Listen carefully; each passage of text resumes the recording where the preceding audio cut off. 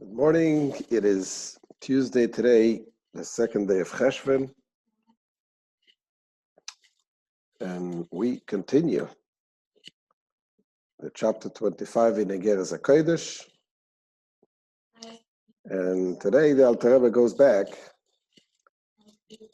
to the beginning of the chapter, just to review, to remind what we were talking about. Alter Rebbe was defending and explaining a statement of the Baal Shem Tov, which was brought down in the book called Tzava Sarivash, the Tzava, the living will. It's the testimony of the Baal Shem Tov, but then explains it's not exactly the living will. It just was a collection of what the students of the Baal Shem Tov wrote down.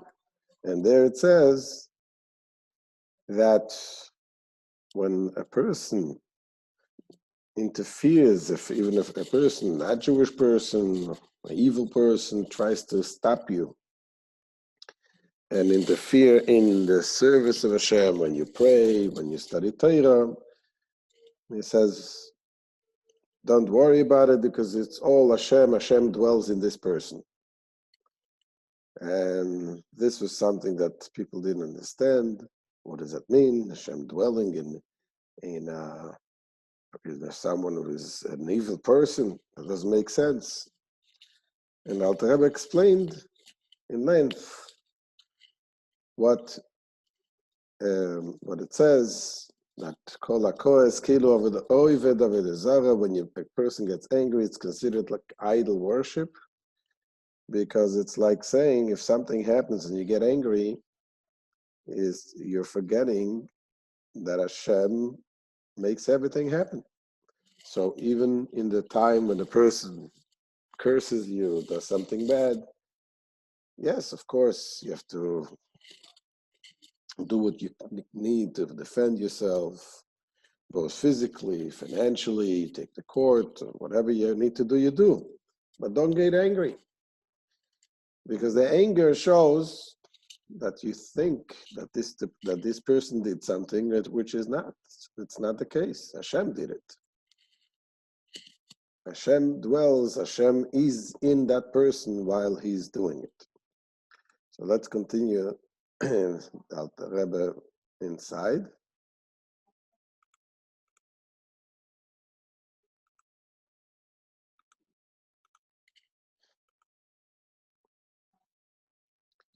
Ve'achar advorim ve'ha'emes ha'ele. Now after these words and this truth, ha'gluyim ve'yeduim l'koil, it is open, revealed to everyone. Nachzer le'inyan rishon be'inyan akas. Says the Alter Rebbe, let's go back to the first thing we started talking about, the anger, shehu ka'oved avodah zara, which is considered like idol worship. Says the Alter Rebbe, v'hainu b'mile de'alme, this is true only with regard to mundane matters. When something happens physically, a mundane thing, and you get angry, that's not good. Why? Ki hakol bidei shamayim, because everything is in the hands of heaven. Whatever happens to a person, if you're strong, if you're weak, if you're rich, anything that happens to a person, it's by Hashem. However, there is one exception. What is it? Chutz miyirat shamayim. Except from the fear of heaven. So, in the way our moral behavior would be, that's not up to Hashem, that Hashem gives it up to us. Can't say, okay, I'm acting this way because Hashem wants me to do it. No, it's with the Yirat Shamayim, the fear of heaven, is something that Hashem gives it over to the person. V'lachein, and therefore, v'mila deshmaya le'afrusha me'isure, when it comes to, in respect to heavenly matters, let's say you see a person about to do something which is forbidden, and you have the opportunity, you have the ability to stop him, to stop a person from doing a prohibition. The reason that we just stated above, saying everything is from Hashem, that does not apply here. Because in this matter, whether that person would go and violate the words of Hashem, this is not B'dei Shemayim. This Hashem put it in his hands. And that's why, if you can stop it, you should stop it. And so in that case, even what we said before, you don't get angry. You're not supposed to get angry. Says the Alter Rebbe, we do find in the Torah that even Moshe Rabbeinu got angry. Ukemoshe Kosiv, as it says in the Torah, Vayiktzef Moshe. It is written Moshe was angry.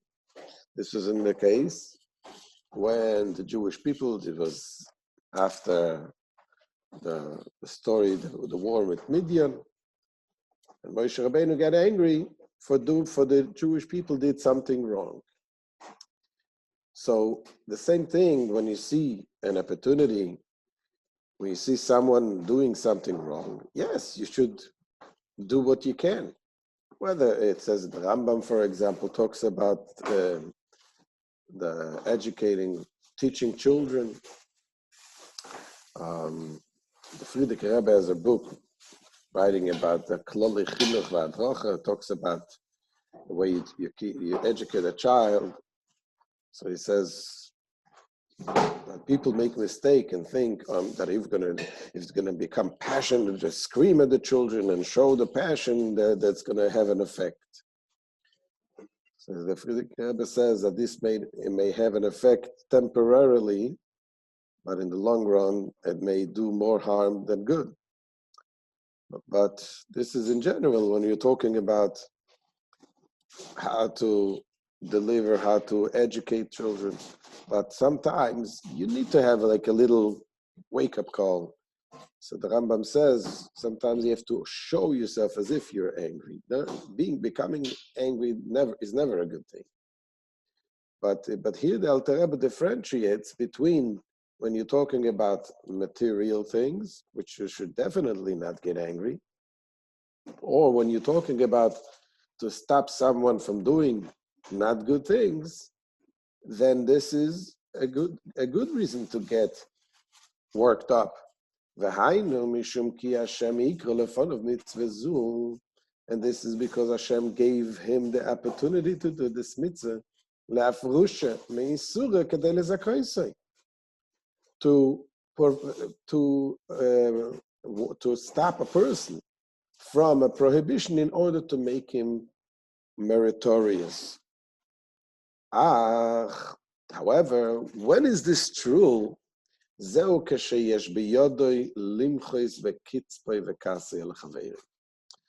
is this true that in this case you should get angry, you should get excited about it and do what you need to do? This is when you can do something about it. When you see somebody doing something wrong and you can stop the person, then yes, do it. What happens if it's a situation that you're trying to do good things, and in spiritual things indeed, but there's something that you cannot do anything about it? For example, if a goy comes and tries to stop you, to interfere, make fun of you, and try to stop you from praying or studying Torah.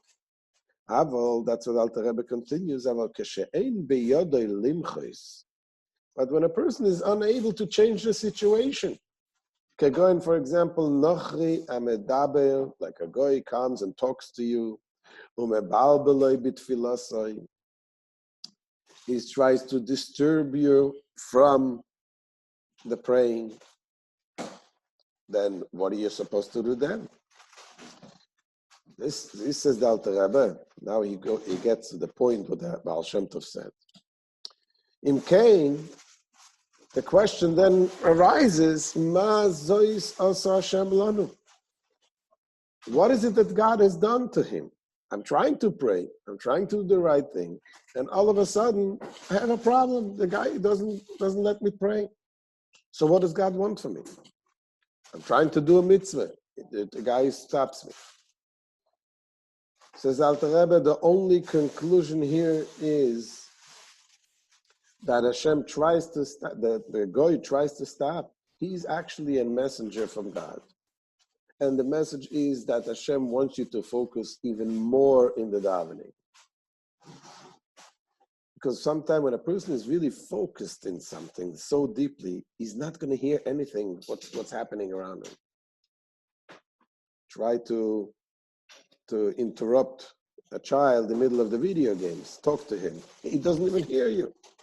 He's so into it, he doesn't hear what's happening around him. When you pray, and if Hashem wants you to pray even much more, with more kavana, more intent, more concentration, so Hashem brings you this interference, or something on the outside that tries to interrupt you, in order so you should focus much, much more, so that you don't hear anything else. That is the message. It says, Ein zois ke'im she'yizgaber ve'yisamitz yoyse b'tfilasei. This is so only in order that Hashem wants you to put more effort, to strengthen yourself more in His prayer. From the depth of his heart, and with such intense concentration, that he's not going to hear at all the words of the Goy. And Alter Rebbe says, I know that's not easy to get this to this point. It's not something that is easy to do. It says, however, for such a level, one needs a great intense arousal.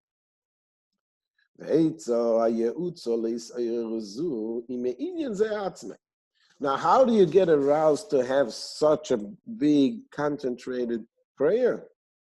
Is from that interruption itself.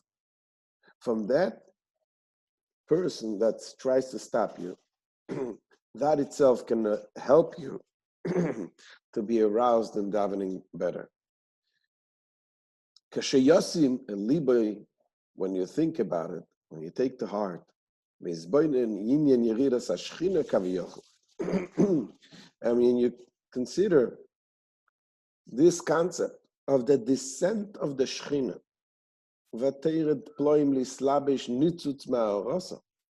and it descends in such wondrous fashion to have a spark of its radiance invested within the klippas, within the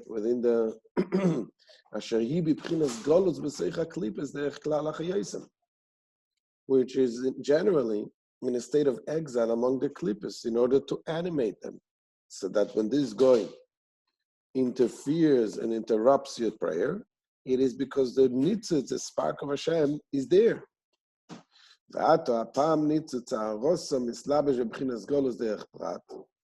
And now a spark of this radiation vests itself in particular state of exile. And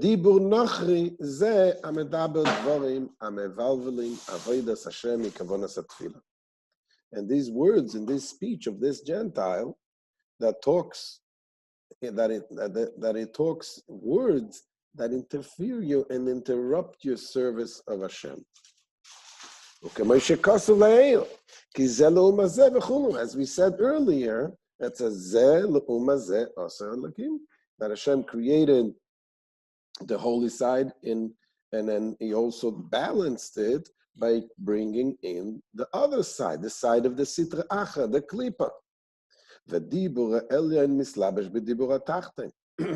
And the supernal speech vests itself in the lower speech of the person.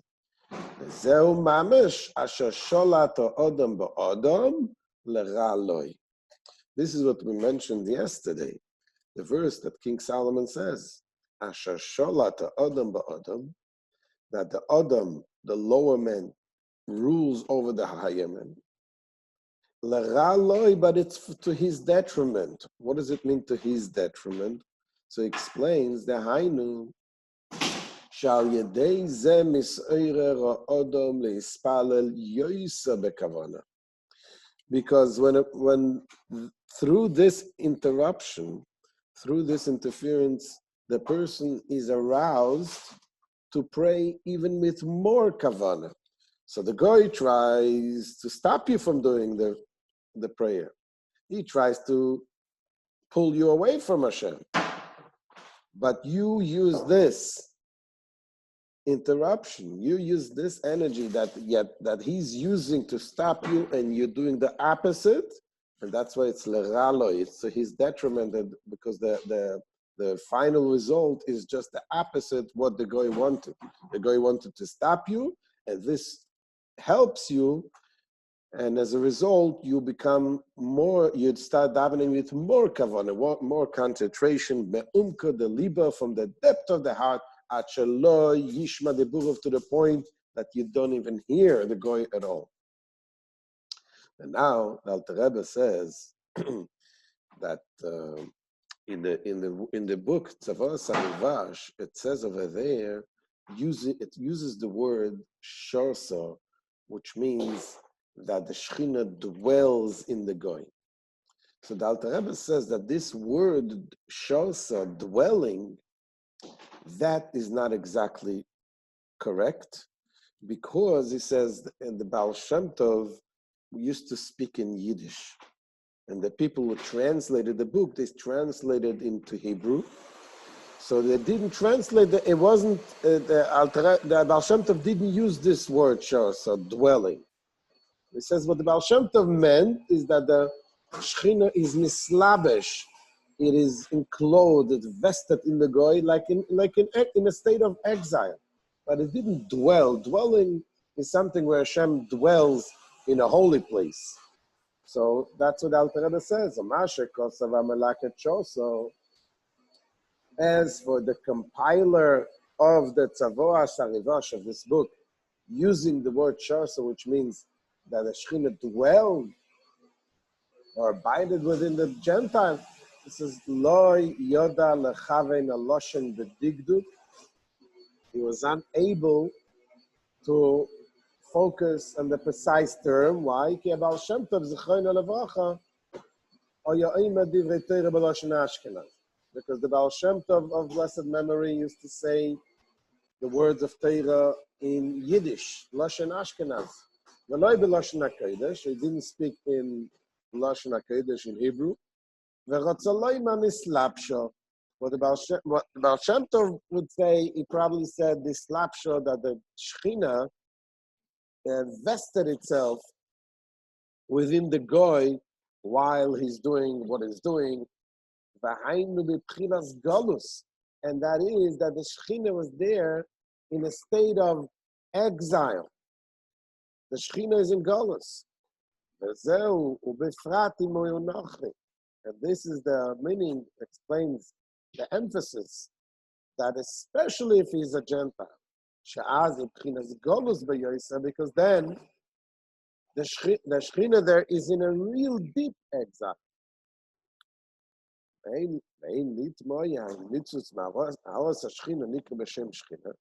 Now, one more thing that Alter Rebbe points out. How do you call this Shechina? That it says when there is one, what animates, what makes the goy to talk is the spark of Hashem. Why do you call it Shechina? Why do you call it like Hashem is there? It's just a spark of Hashem. So the Alter Rebbe says that this we find that even a small part, and an angel of Hashem, we find in the Torah that we refer to it as Hashem, even though it's just a spark of Hashem. That's what Alter Rebbe concludes here. There is no need to wonder why that a spark of the radiance of the Shechina is referred to as the Shechina. There are Ashkechon, because we do find Shafilo Malach Nivra Nikra B'Shem Hashem, Even an angel that is created by Hashem, we refer to in the name of Hashem. The Parshas Vayera, the Pirush Ramban, the Parshas Vayera talks about Vayikra, Keil Roi, something like it says, it says Vatikra Hashem Adoiver Elev Achulu, that it says, likewise it is written that Hagar called the name of God who spoke to her. It was an angel that spoke to Hagar, not God, but she called it God. And we find many examples like this, that the Shekhinah is referred to even to angels, to parts of Hashem. And this is why the Rebbe concludes here that how we are supposed to take this to heart, that whatever happens is from Hashem and only happens in order to make us stronger, to make us better. And when we do this, the sooner we get the message, the sooner the interference is going to go away. So this is the end of today's shir. Thank you very much for joining. Please share and please subscribe. And we'll see you B'ezrat Hashem tomorrow morning, 9 o'clock. Any questions? Now is the time.